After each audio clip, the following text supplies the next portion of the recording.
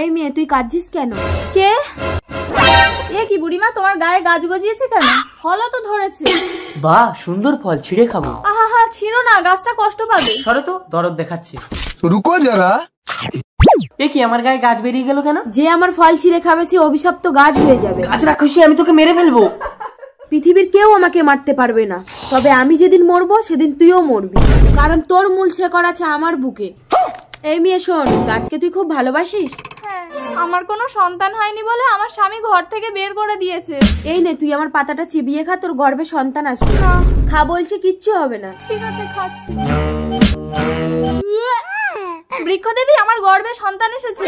যা তুই বাড়ি যা, এই গোপন রহস্য কাউকে বলবি না। ঠিক আছে। বউ, এত বছর পর একটা সন্তানের জন্ম দিলে, তাও আবার হাত পা গুলো গাছের ডাল। ও বড় হলে ঠিক হয়ে যাবে স্বামী। মরল মাসে একটি অভিশপ্ত গাছের ফলকে সবাই গাছ হয়ে যাচ্ছে। আরে গাছটাকে কেটে দাও। গাছটাকে কাটাও যাচ্ছে না, পোড়ানো যাচ্ছে না, আসলে ওটা তো একটা মানুষ। মরল মশাই, মানুষ গাছ? তাহলে তো ওটাকে আমি গুলি করে মারবো। ওগো, তুমি গাছটাকে মেরো না। এই তুমি চুপ করো তো, তুমি গাছকে বেশি ভালোবাসো বলে তোমার ছেলের গায়েও গাছ গজিয়েছে।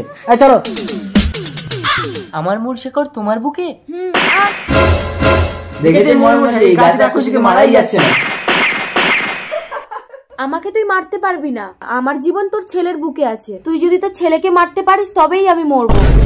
না না, অনেক সাধনার ফলে আমার একটা ছেলে হয়েছে, আমি কিছুতেই আমার ছেলেকে মারতে পারবো না। আপনার ছেলের বিনিময়ে আপনি হাজার হাজার মানুষের প্রাণ বাঁচাতে পারবেন না? আমি পারবো, চলো। আমার ছেলেকে তুমি কোথায় নিয়ে যাচ্ছ স্বামী? সত্যি করে বলো সীতা, এই সন্তানকে তুমি কি করে পেয়েছো?